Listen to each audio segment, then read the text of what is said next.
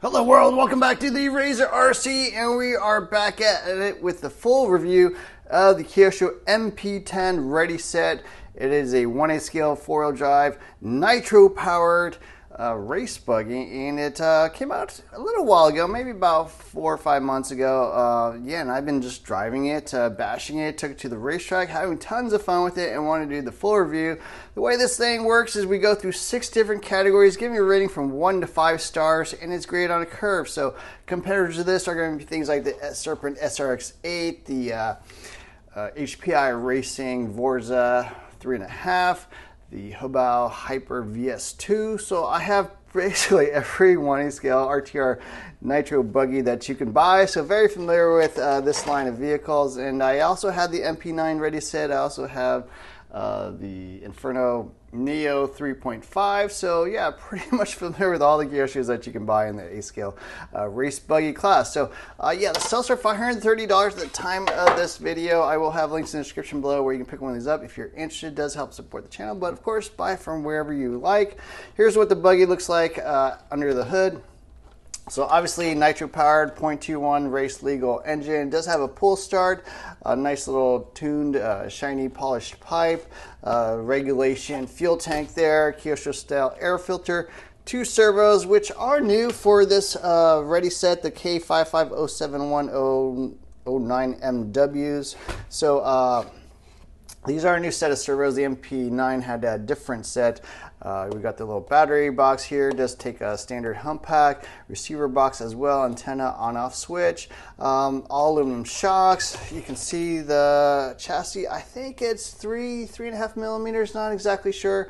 Reasonably thick. Does have Allen screws for that, but the rest of the screws are actually Phillips or GIS style screws, as you can see there. So, you know, a little bit of thing I wish they would fix on their Readysets. The kits all have the hex hardware, but for whatever reason, the Readysets to go with the Phillips or GIS style. But yeah, these are the buggy tires that it comes with. They have decent foams in them. A little bit more of a basher style or all-terrain style type tire, but I did drive this on dirt, and I think they actually work pretty decent there as well.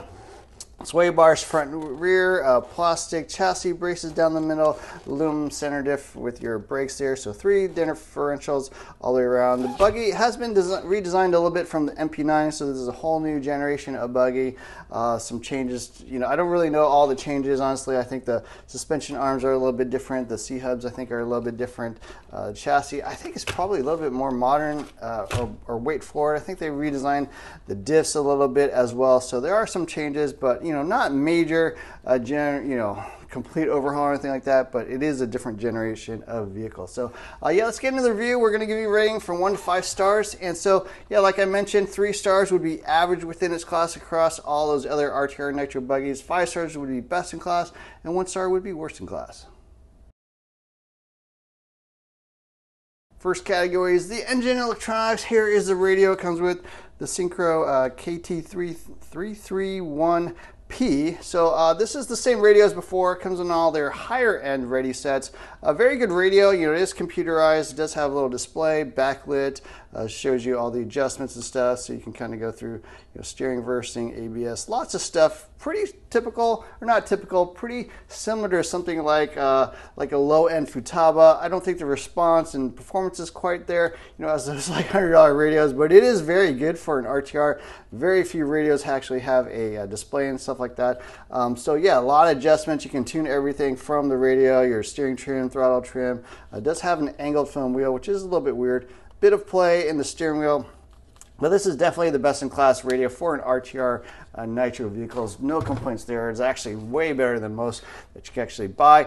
Engine, again, I think is best in class. This KE21SP engine, I think it's the fastest out of all the RTRs. And like I mentioned, I have basically all the RTRs, so very familiar with what you can get in an RTR. This is a very fast engine. Holds the tune really well. I find it really easy to tune as well. I think it's just a great engine overall. No complaints there. I think the pipe is actually quite nice. The servos, I would say, are a little bit average, not quite as good as the other stuff. that this thing comes with. They are different than the previous generation. I'm not sure that they're any faster. They don't really seem any faster performance-wise. I don't think they're any better. Maybe they're more reliable. I'm not really sure. I think I have had Kyosho servos fail in the past, so maybe a little bit of an upgrade there. They are metal gear. They are waterproof, so that's nice, but not particularly high performance, but they are adequate, and it gets the job done.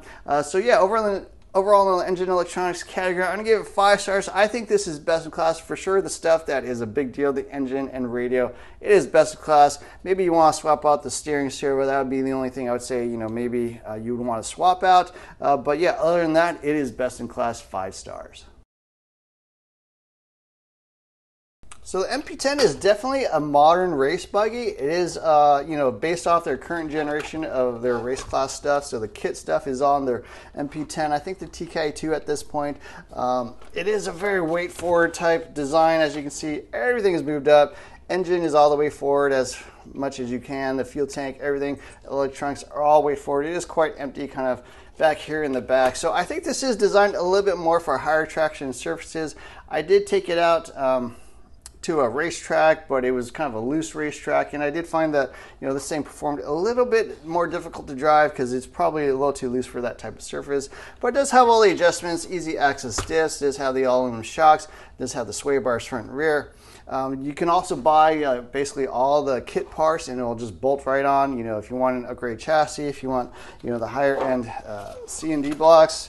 It does have a plastic D block. I think the rest of the blocks are all metal, kind of a cast or stamped metal piece, but this back one is plastic. The one thing you might want to adjust, but it does have pills, as you can see, so you can adjust toe, anti-squat, all that kind of stuff. So it does have the adjustments, I think, in all 4 corners as well. So even the front, you got the pill system, so you can make changes to the way this thing drives. So I think that's really good about the design. I'm going to give it 4 stars in the design category. Really, the only thing I don't like is that it does have Phillips hardware. You will need, or you'll probably want to buy some hex hardware throughout. That'll cost you maybe $40-50 for a full-on kit, but that's really the one down thing I would say about the design. So I'm going to give it 4 stars in the design category. It's almost perfect in my opinion. I mean, I wish I had a little bit nicer parts and stuff like that, but design-wise, it works quite well. All the adjustments just need some hex hardware. At the track, the Kyosho was tons of fun. I got a chance to take it out to a practice day, drive around, a bunch of other Nitro Buggies, electric buggies and stuff out there on that 8-scale track. Tons of fun. I did swap out the tires to Proline. I think they were buckshot tires, so I did not drive these tires, but I did drive these tires on more of a basher track. They hook up really well. I find them to be one of the better basher tires for sure, just out of the box. And then in terms of like on the racetrack, yeah, it did perform quite well. I mean, the engine is pretty quick for an RTR for sure. Obviously, it's not a full-on OS speed racing 0.21 or anything like that, but for an RTR, I think it's pretty decent and certainly above average. It'll be a little bit quicker than most of the other engines out there, most of the other RTRs that you will find. I didn't have the tune perfect. It was a little bit lean up top, down that front straight, it kind of starve a little bit of fuel because that straightaway is super long, but it was running fine, no issues, no problems with tuning. I'll just do maybe a one clock turn on the needles and stuff depending on what the day is like, but overall it runs really well. Engine's super smooth. This buggy I think drives quite well. It is set up quite soft for more of a loose outdoor track. I think if you're driving on a higher traction surface, you might want to change out some of the springs and stuff, but yeah, for a loose surface, I think it's actually set up for that kind of rough, more beat-up style track. The tires, I think are great. Engine's great. Steering is a little bit slow with that servo. Has tons of steering though on a loose surface, just because it is weight forward. It does tend to kind of slide the rear around a little bit. I didn't quite have the perfect tires either, but this thing drives great. Brakes, no problems there. Obviously, you can adjust everything to get to brake or accelerate or however as you like. But yeah, great performance overall. I'm gonna give it 5 stars. Lightweight, a lot of power. The tires actually work well, especially on a basher type surface. So really no complaints of the performance. I'm going to give it 5 stars. I think this is the best in class performing buggy that you can buy in the RTR class. Now with the MP9, I did have some issues bending some stuff. I did bend the chassis, ended up actually upgrading to the kit 7075 hard anodized aluminum chassis. I also bent the shock tower on the MP9. But with the MP10, for whatever reason, it's held up. I don't think they've made substantial changes. The chassis is different. It is a different design, but I'm not sure the materials or anything are any better. Shock tower also has not really bent, which is kind of surprising. It does have no cross brace like some of the other brands out there. So overall, yeah, this buggy is held up. I have not fixed a single thing on it. I haven't driven a ton, not as much as some of the other buggies I've had. Maybe ran 3 or 4 tanks at the track. Also bashed it, 2-3 times as well. So not tons of tanks, not tons of hours on this thing, but it's held up at the same locations I've driven all my other Nitro buggies. So pretty impressed with the durability. I'm not 100% sure that this will hold up quite as well as some of the other brands. I think the Habao Hyper VS2 is pretty impressive in durability. It's got much stronger aluminum parts. These look pretty, I don't know if they're cast pieces or what, but they don't look like the highest quality. That's kind of where they cheapen this buggy to, bring the cost down. But durability-wise, it seems pretty good overall. I'm going to give it 4 stars.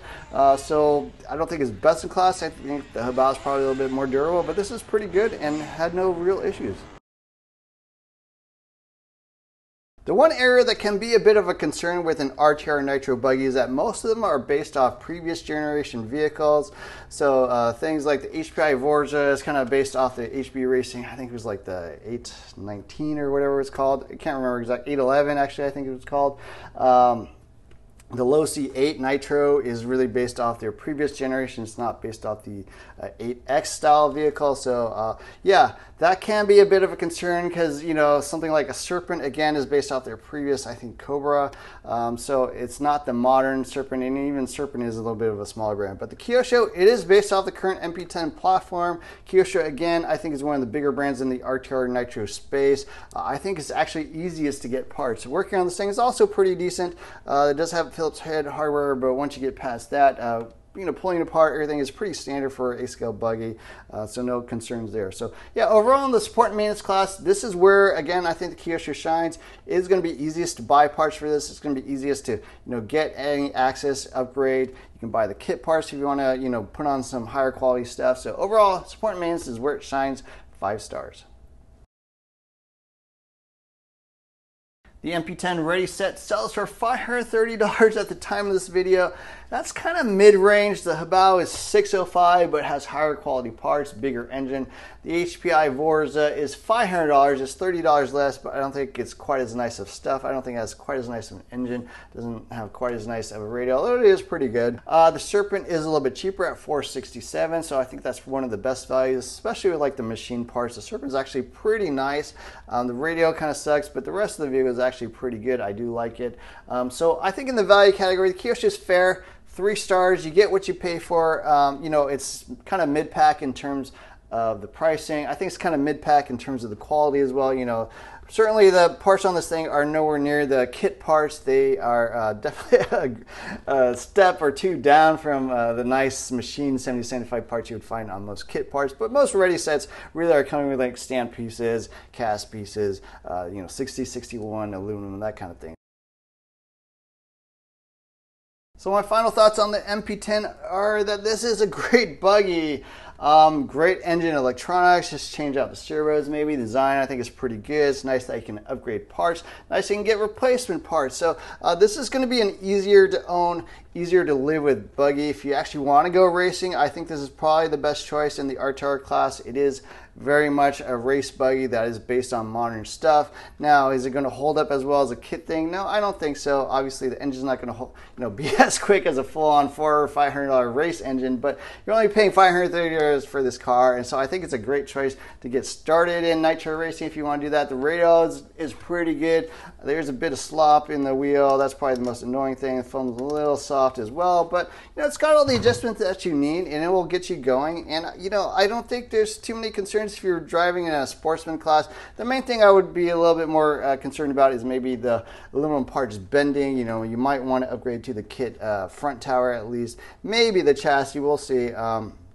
But overall, this thing's pretty good. Just tighten down your servo saver, change out that steering servo, get the right tires, and I think you're pretty much ready to go. So I do like the MP10 a lot. This is probably the best 8-scale Nitro RTR buggy that you can buy. Just great across the board, no concerns. It even looks pretty good. By the way, this color, they call it red, but it's really more of an orangey, or maybe slightly orange red, but I would consider it a bit more of an orange color. But yeah, very nice looking paint scheme as well. Everything seems to hold up fine. So yeah, I do love the Kyosho MP10. Take it to the racetrack. I think you'll have tons of fun. Maybe make some tuning adjustments, and I think you'll get pretty darn close. So anyways, I hope you enjoyed this video. Don't forget to hit the like, share, subscribe buttons. Look for more videos soon. Thanks for watching.